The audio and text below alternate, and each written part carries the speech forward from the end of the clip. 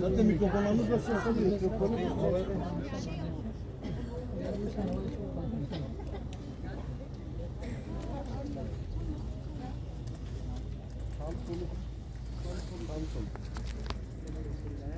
Değerli basın mensupları, değerli katılımcılar,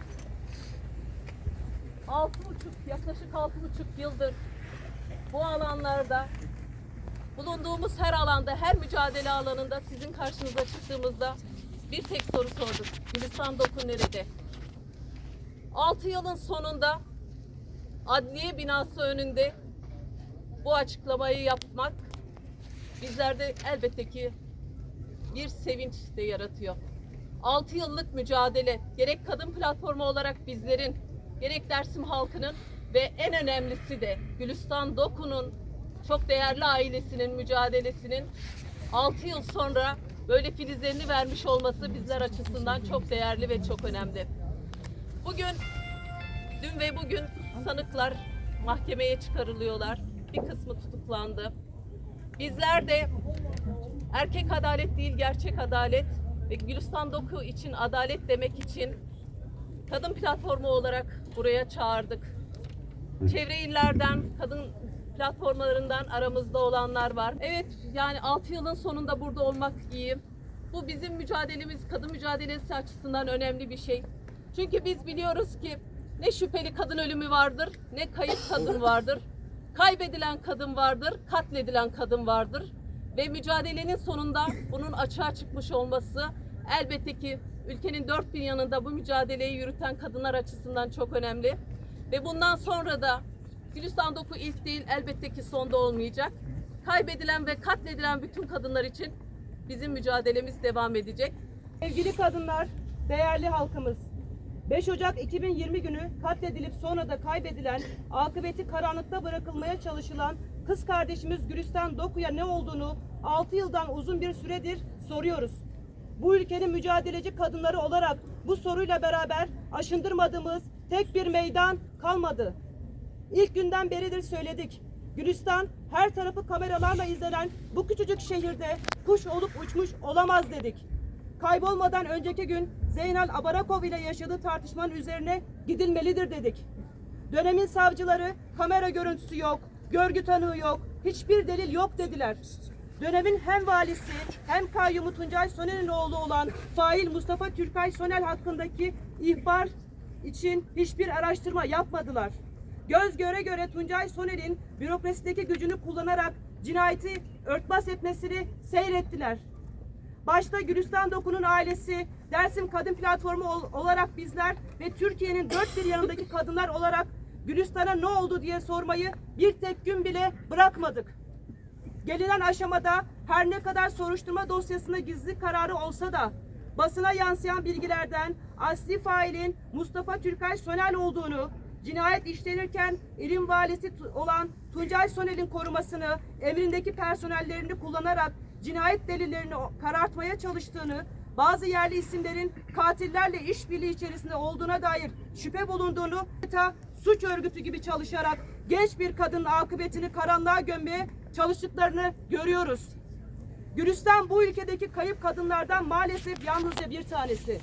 6 yıldır deliller saklanmış, yok edilmiş, failler korunmuş, devletin kendilerine verdiği gücü arkasına alanlar işledikleri suçları örtbas etmişlerdir.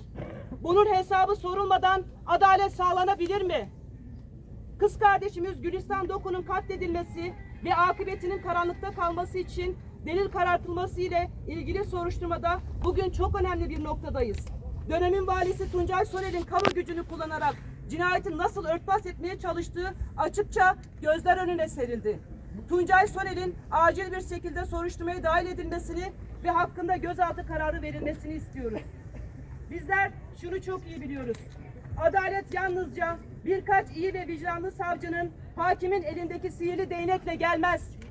Bizler cinayetin bile cezasız bırakılmaya çalışıldığı, güç kimdeyse adaletin onun sözüne göre şekillendiği bu düzeni kabul etmiyoruz.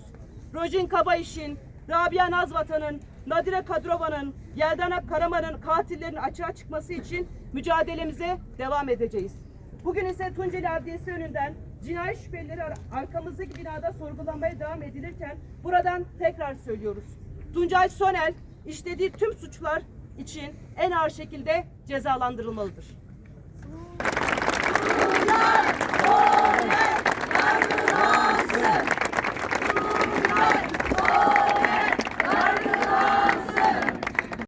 Ne elemekten vazgeçmediği bir dosyayla karşılaşıyoruz. Bu dosya sadece Gülistan Doku'nun dosyası değil. Bu dosya aslında bütün kadınların dosyasıdır. Bu dava artık sadece Gülistan Doku değil, bütün kadınların davasıdır. Dolayısıyla sadece dayanışmak için burada değiliz biz kadınlar. Biz tam da bu dosyanın takipçisiyiz. Tam da bu dosyanın sahibiyiz. Tam da bu dosyanın açılması, soruşturulması, faillerin yargılanması için her gün sokaklarda, mecliste, her yerde Gülistan Doku'nun failleri yargılanmalıdır dedik. Ama daha ilk senesinden, daha deliller karartılırken, daha ailemiz ve tüm güçler, tüm kadınlar, hayır Gülistan Doku intihar etmedi, deliller karartılıyor diye bağırırken, seslenirken tüm kamuoyuna biz şunu söyledik: kadınlar katlediliyor, kadınlar şüpheli ölüm denerek dosyalar kapatılıyor, kadınlar intihara sürükleniyor. Dolayısıyla bu dosyanın kendisi de, Rojin'in dosyasının kendisi de, hatta Gülistan'ın yakın arkadaşlarından Rojverat Kızmaz'ın dosyası da tekrar birlikte görülmelidir.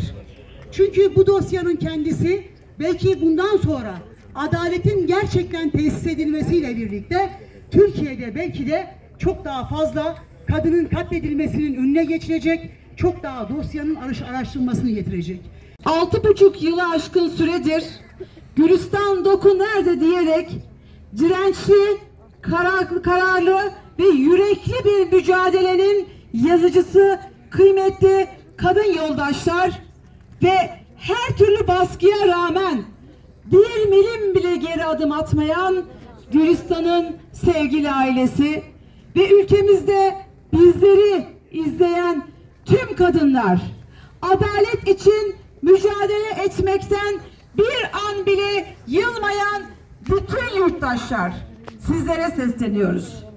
Bugün Gülistan Doku mücadelesinin, Gülistan Doku için adalet mücadelesinde çok önemli anlara tanıklık ediyoruz. Bizler kadın cinayetleri politiktir derken işte tam da bugün ortaya çıkan örgütlü bir çetenin, bir örgütlü cinayetin ve kaybettirmenin tanıklığıyla ne kadar kadın cinayetlerinin politik olduğunu burada bir kez daha bütün Türkiye'ye ve dünyaya ifade etmiş olalım. Şu anda burada bulunan bütün vekillerimize, şu anda burada bulunan bütün vicdanlı, halkımızın vicdanlı insanlarına teşekkür ediyorum. Hepsine hoş geldiniz diyorum. Biz çok zorlu bir mücadele verdik. Biz tek vermedik bunu, ülke olarak verdik. Çünkü Gülistan Doku nerededir sorusu ülkemin sınırlarını aşmıştı. Çığ gibi büyümüştü. Yani Gülistan Doku nerede sorusunun cevabını bulmadan bu soruyu kimsenin peşini sormamaktan vazgeçmeyeceğini gerçekten çok iyi biliyorduk. Çok acı çektik, çok travmalara maruz kaldık. 7 yıl boyunca adalet aramak çok zordu. Gerçekten ailemle saat gece 3'lerde işte Elazığ'da, Diyarbakır'da, orada, burada derken öyle bir güne geldi ki inanın umudumuz çiçek açmış durumda. Umudumuzun tam bittiği, artık biz ne yapacağız dediğimiz anda dosyamıza şu andaki başsavcımız Ebru Cansu geldi. Ben Ebru Cansu'ya, başsavcıma, ailem adına, ülkem adına inanın ne kadar teşekkür etsem azdır. Çünkü bugün ben, annem ve hepimiz bu tabloyu görüyorsak onun insanüstü muazzam çalışmasıdır. Kuyudan iğne kazarak Gülistan'ımızın derinlerine ulaşmıştır. Bakın biz bu kente ilk geldiğimizde dönemin valisi Tuncay Sonel bizi Dinar Köprüsü'ne götürmüştür. Kızınız intihar etti. Oğlum da var demiyor. 2 tane çocuğu var ama bize diyor ki 2 kızım üzerine yemin ederim Gülistan intihar etti. Size bedelini vereceğim. Bizi ve devletin bütün kurumlarını köprüye kilitleyip, ki videoları var. Herkesin izlemesini istiyorum, bu vahşetin o videoları görmesini isterim.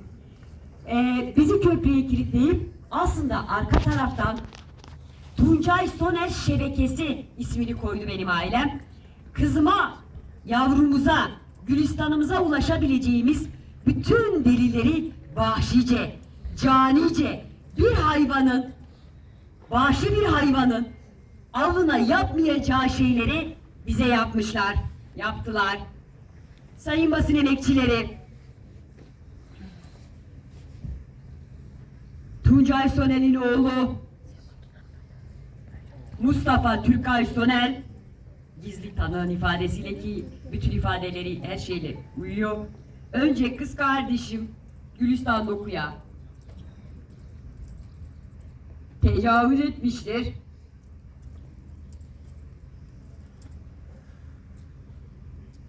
Sonra babası da valiliğin verdiği bütün yetkileriyle oğlunun bu pisliğini kapatmak için bir şebeke örgütü kurarak kızımıza ulaşabileceğimiz bütün delilleri yok etmeye kalkışmıştır. Ama başaramamıştır. Gelinen aşamada Adalet Bakanımızın, İçişleri Bakanımızın adalet yolunu açması ve Tuncay Soner'in görevinden alınıp hakkında soruşturması başlanması açık bir, biz hakikatin, doğrunun Gülistan'ın yanındayız mesajıdır. Ve bu mesaj Gülistan'ımız için gerçekten çok kıymetlidir bulunması için. Biz ailemizin bundan sonra yapacağımız tek şey kızımıza ulaşabileceğimiz bir mezar taşıdır. Hastane kayıtlarının silindiğini, sim kartın silindiğini, şu anda gözaltında olunduğunu defalarca söylenilmiştir ve şu anda zaten bütün bilgiler mevcut olduğu için zamanınızı almak istemiyorum. Tek talebimiz, tek umudumuz vardır. Kızımıza bir mezar taşını bulup bu katillerin, bu suç şebekesinin 7 yıl dışarıda gezmesine rağmen en azından bundan sonra ömür boyu müebbet yiyip içeriden çıkmamalarıdır. Bunun için de bu saatten sonra bu dosyanın geri dönüşü olmadığını nereden biliyorum? Başsavcımın yoğun emeğinden, kadın örgütlerinin güçlü sesinden, vekillerimizin, 600 vekilimizin bundan sonra Gülistan için inanıyoruz aile olarak kuracakları araştırma komisyonundan ve halkın, bakın ben 5 Ocak'tan beri bir şeye çok inandım. Ailem olarak çok yoruluyordum. Hep şunu diyorduk ama halk ve adalet çok büyüktür. Halk ve adalet bugün Tuncay Soner ve katil oğlu Mustafa Türkay Soner'i ve şu anda içeride olan suç şebekesini yenmiştir. Bizim için bitmiştir. Tuncay Soner ve katil olan oğlu Mustafa Türkay Soner ve delilleri silenler için yeni başlamıştır. Hepinize inanıyorum. Eğer biz bugün, benim ve ailem bu kadar içine dop dolu bir umut dolmuşsa, inanın benim halkımın vicdanlı insanları içindir. Gülistan Doku nerededir diyenlerdir ve Başsavcımın, Ebru Cansu'nun ve ismini sayamadığım ekibinin emeği sonucundadır. Büyük bir sabırla bu dosyanın çözülmesini bekliyor olacağız ve hepinize içtenlikle teşekkür ederim.